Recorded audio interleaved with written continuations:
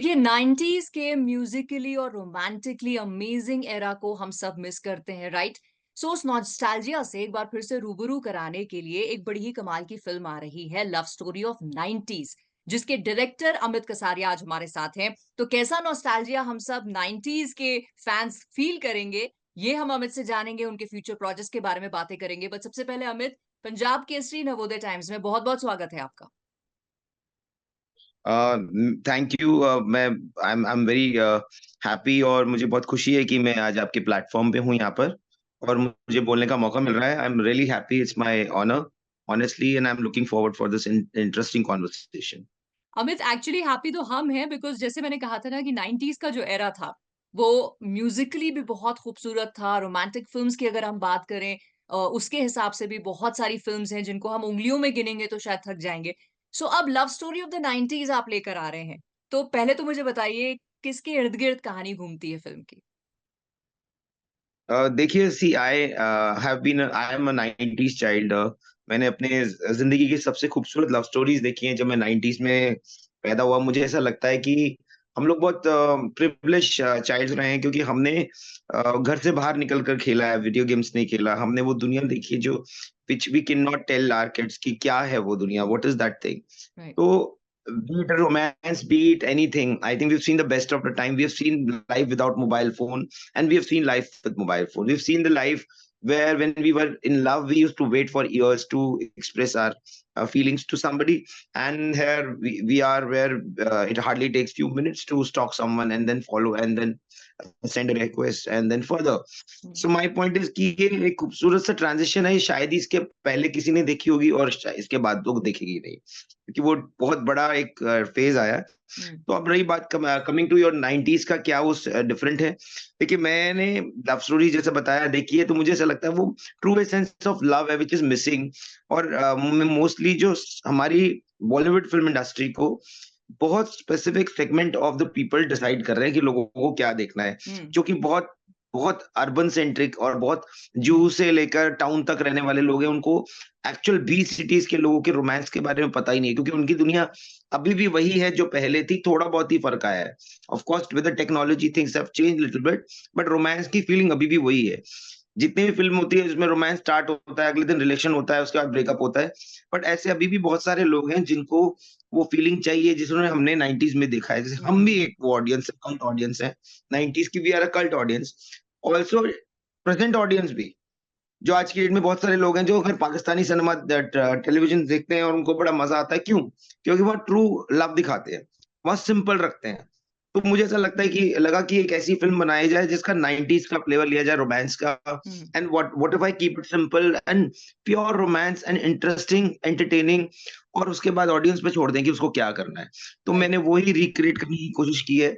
एक 90s का child है जो अपना कॉलेज 2000 में वो सी he grew up watching Dilwale Dulhania ले जाएँगे। His name is Raj. He thinks there is a Simran for him. Okay. तो उसकी पूरी उसकी ज़िंदगी सिमरन को ढूँढने में लग जाती है और उसको मिलती है सिमरन। बट क्या होता है जब उसे पता चलता है जिस सिमरन से वो मिलता है, वो नहीं है, वैसी नहीं है जैसी सिमरन उसको चाहिए थी। और वो किस तरह की सिमरन होती है और क्या उसकी लाइफ़ में होता है और क्या वो इंटरेस्टिंग टेक्स होते हैं जो उसकी लाइफ़ में उसको आज का मॉडर्न डे राज बनाते हैं।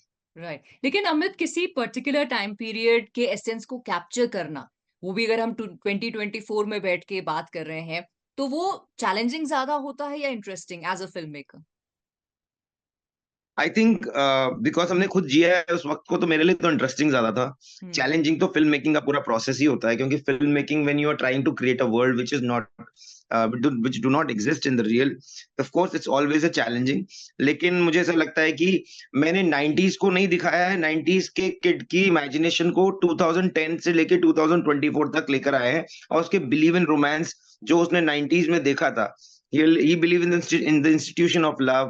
He says that I believe in the magic, the true romance of 90s, which where we have seen him watching film. वो कहता है मुझे पैदा मेरे माँ बाप ने किया, संस्कार फिल्मों ने दिए। तो ओके। आई मीन तो वो चैलेंजिंग भी होता है और इंटरेस्टिंग ज्यादा होता है। मैं इसको बोलूंगा बहुत इंटरेस्टिंग था वो पूरा कॉन्सेप्ट पूरा बनाने के। राइट। लेकिन 90s की जैसे हम बात करते हैं, आपने कहा आप 90s के किड हैं, हम 90s में पिक्चरों को देख-देख के उसके फैन हुए हैं। तो उस टाइम लव का जो एसेंस था बहुत ही सिंपल जैसे आपने भी कहा और इसीलिए आई थिंक वो हमारे दिल को छू जाता था कि अभी भी 90s की फ़िल्में आ जाती हैं तो पूरा परिवार बैठ जाता है देखने के लिए। हाउएवर अभी इस जेन्युइन लव नैरेटिव में एक वॉइड सा हमें देखने को मिलता है। एज़ अ फ़िल्म डायरेक्टर अगर मैं आपका थॉट इसके बारे में जानना चाहूँ, आपको क्या लगता है क्या रीज़न रहा कि एक जेन्युइन लव स्टोरीज़ नहीं आ रही हैं? मैम ये इसका one of the reason is that there are people set of people who are deciding the cinema who are the privileged kids and who are the very rich people of the big celebrities. They haven't seen that phase in their life कि जहाँ पर उन्होंने किसी को follow किया हो, प्यार किया हो। उनको आइडिया भी नहीं है इस बारे में वो जानते भी नहीं, इसलिए बहुत दूर तक हैं। इससे पहले जो लव स्टोरीज बनाई वो उनसे पहले की जनरेशन ने बनाई, जो उनके माँ-बाप हैं, जिन्होंने वो देखा है फेज़। तो उनके करियर की एंडिंग के साथ-साथ ये फेज़ भी चला गया। तो अभी जो जनरेशन है उन्होंने आज की डेट में बेंचिंग और various I mean various stages of love which are completely unknown to people like us, जिन्होंने 90s में या जिन्होंने इवन 20 सिटीज में जिन्होंने वो दुनिया देखी नहीं है, वो हुँ, उसको जानते हैं। कंफ्यूजन, अगले दिन रिलेशनशिप, फिर then they are making out. So I mean they know only this part of the love. They do have no idea about the romance, true romance, कि मोहब्बत कैसे होती है और उसके वेरियस स्टेजेस क्या हैं। तो उसको कोई तो ज़िंदा रखे उसको जो हमने देखा है, उसको कुछ तो कोई बात करे। ऐसा नहीं होना चाहिए कि वो खत्म ही हो जाए एक जनरेशन, बिकॉज़ लास्ट टाइम मैंने कुछ ये Rocky and Rani which I think is another attempt to do exactly what I am doing. So right, Karan Johar also realise that this is a time. तो आई एम वेरी हैप्पी कि मैं भी उसी line में सोच रहा हूँ। इनफैक्ट मैंने फ़िल्म पहले स्टार्ट कर दी थी because he is Karan Johar, so he can bring the film faster and quickly in faster manner. तो मुझे लगता है कि वो जो जनरेशन यहाँ पर रहती है, जो फ़िल्म डिसाइड करती है, they have no idea about it, A.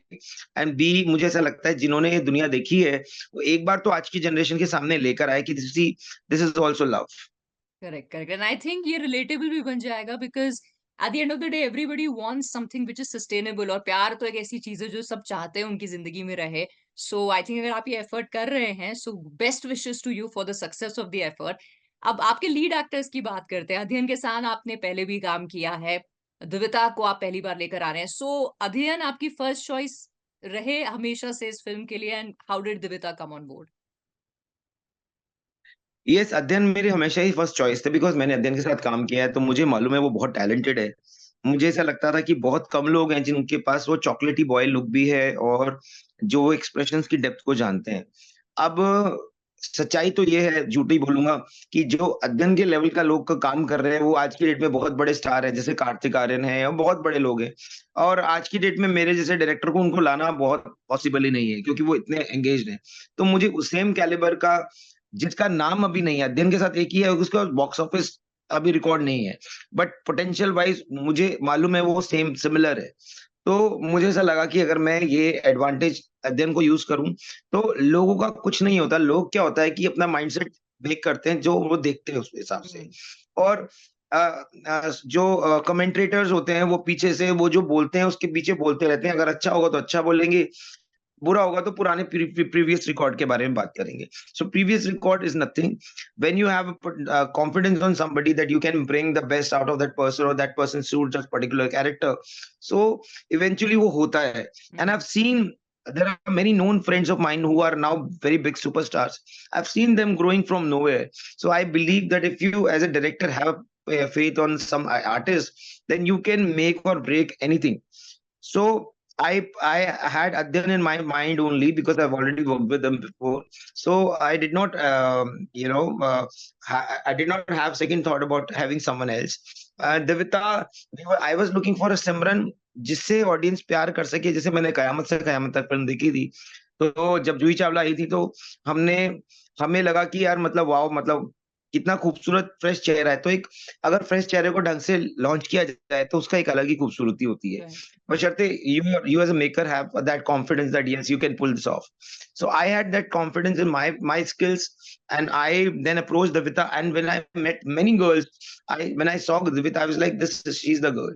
She's the perfect girl because I was looking for such girl who can pull out something like this very interesting character of some.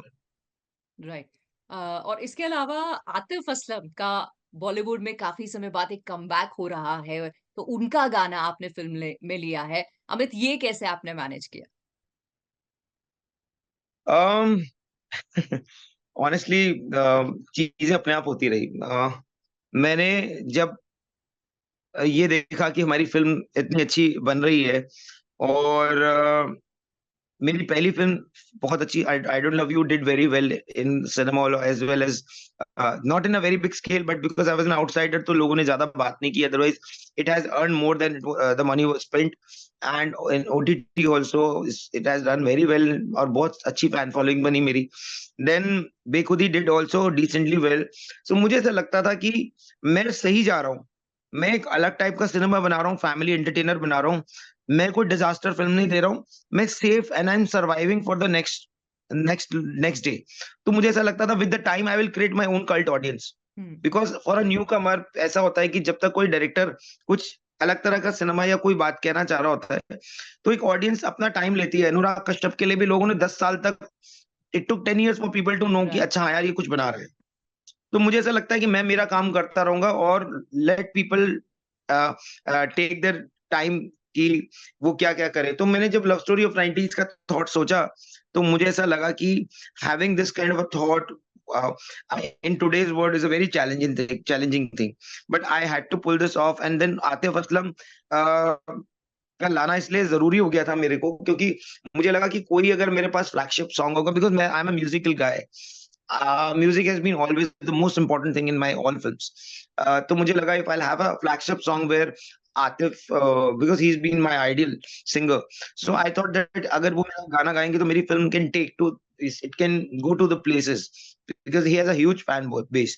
So I just had to tell Atif कि ये मैंने पहले काम किया है, ये मेरी film है, ये मेरा आइडिया है और everything fell in place. Then Atif liked the concept.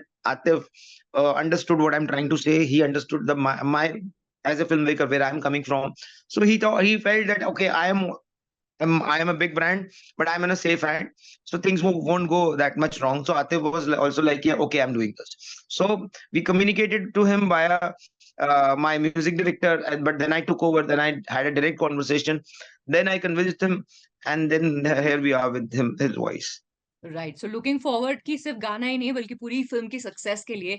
But जब कहानियों की बात करें अमित, तो किस तरह की कहानियाँ हैं जो आप और बताना चाहते हैं फ़िल्म्स के ज़रिए?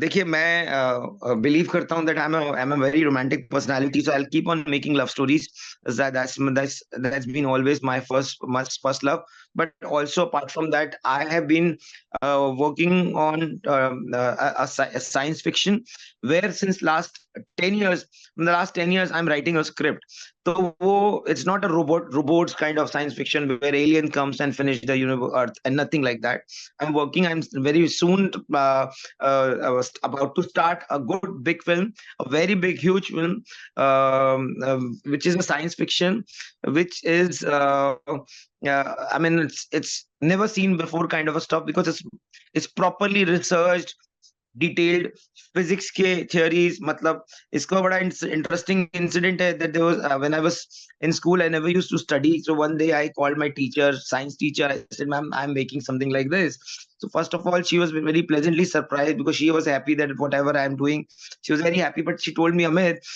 अगर आपने इतनी पढ़ाई स्कूल में की होती तो आप बहुत बड़े आज कोई कोई साइंटिस्ट बन गए होते तो मैंने 10 साल से साइंस फिक्शन पे वर्क कर रहा हूँ फिजिक्स के सारे थियरीज सारे लॉज वो प्रॉपरली रिसर्च करके string theory and theory of everything and there are many detailed research which I have done for my next project, which I do not want to reveal right now. But trust me, that would be first ever Indian proper science fiction film. It's not just robots are coming and we're killing them. No, it's a research based science fiction film I am making, and it is not a documentary. It is going to be very entertaining science comedy, right, and I'm about to start that immediately, most likely within 2 months maximum time. Right. So wishing you all the luck उस film के लिए और wishing you all the luck for love story of 90s and इससे उम्मीद करते हैं कि वापस से वो लव वाला जो एरा है 90s का आपके ज़रिए, आपकी इस फ़िल्म के ज़रिए आ जाए। Thank you so much Amit for talking to us. Thank you, ma'am. Thank you. It's my honor, honestly. It has been Thank you. wonderful speaking. Kavi, Same here. for Thank you. you. Thank you.